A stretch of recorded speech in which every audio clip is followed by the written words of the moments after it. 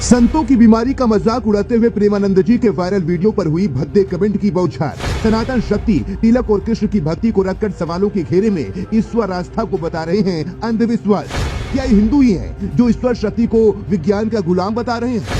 ऐसा क्या हुआ जो सोशल मीडिया पर सस्ती पॉपुलैरिटी पाने के लिए लोग प्रेमानंद जी महाराज की बीमारी का मजाक उड़ा रहे हैं?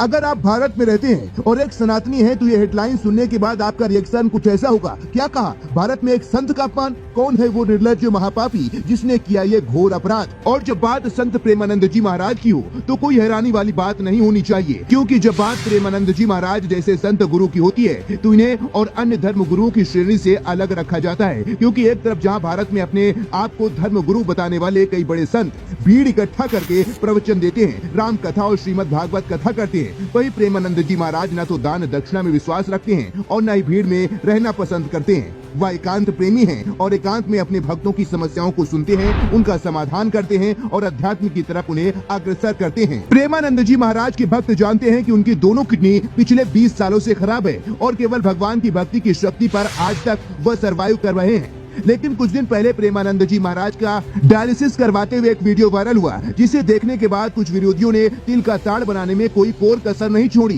वीडियो को वायरल करते समय लोगों ने कहा कि अंध भक्तों के महाराज खुद आज विज्ञान का सहारा लेकर हॉस्पिटल में भर्ती हैं, जबकि गाय के गोबर को कोहिनूर से महंगा बताते हैं और गौमूत्र को सुपर एंटीबायोटिक दवा घोषित करते हैं। तो क्या यही दवाइयाँ इन पर असर नहीं कर रही है? क्या यह दवाइयाँ केवल ओबीसी, एससी और एसटी के लोगों के लिए ही है? यह देखने के बाद अंध भक्तों को अकल आ जानी चाहिए।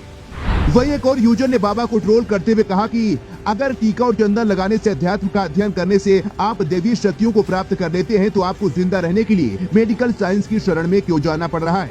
इन कमेंट्स को पढ़ने के बाद बाबा के भक्तों का गुस्सा फूट पड़ा और बाबा के भक्तों ने ट्रोल करने वाले लोगों की जमकर लताड़ लगाई और एक से बढ़कर एक करके रिप्लाई दिया। एक यूजर ने कहा कि बाबा की दोनों किडनी खराब है। वह सत्संग में बता चुके हैं कि उनकी रोज डायलिसिस होते हैं। अगर आपको डायलिसिस का मतलब नहीं पता है तो गूगल करके देखिए और झूठा प्रचार करना बंद कर दीजिए, क्योंकि आप जैसे मूर्ख लोगों की वजह से ही दुनिया में अच्छे लोगों की संख्या बहुत कम हो रही है।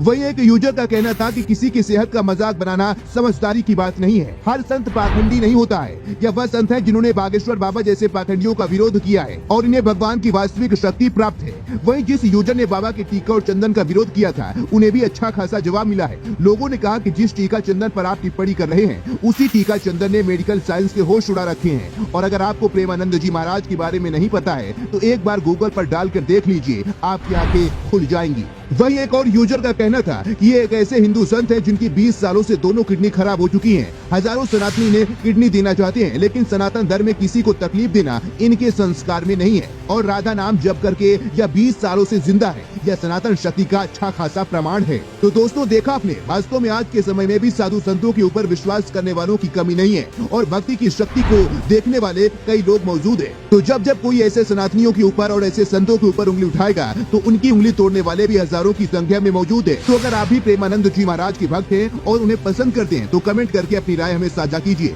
साथ ही ऐसी ही लेटेस्ट अपडेट के लिए पेज को फॉलो करना बिल्कुल भी मत भूलिएगा।